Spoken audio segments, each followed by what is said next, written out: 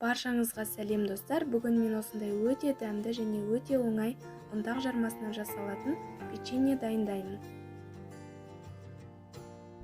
Ол үшін бізге 1 жұмыртқа, 50 грамм шекер, 1 шымшым тұз және ванилин қажет. Миксермен араластырып, 50 грамм күнбағыс майы мен 100 грамм ұнтақ жармасын қосамыз.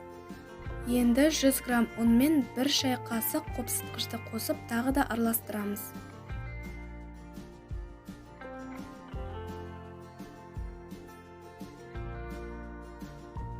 Қамырды полиэтилен пакетімен жауып, тоңазытқышқа 20-25 минутқа қоямын.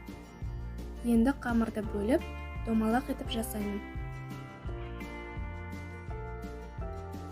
Алдын ала 180 градустық қыздырылған пеште 10-15 минут пісіремін. Нәтижесінде печенье сырты қытырлақ, іші жұмсақ болып піседі және өте дәмді. Жасап көріңіздер.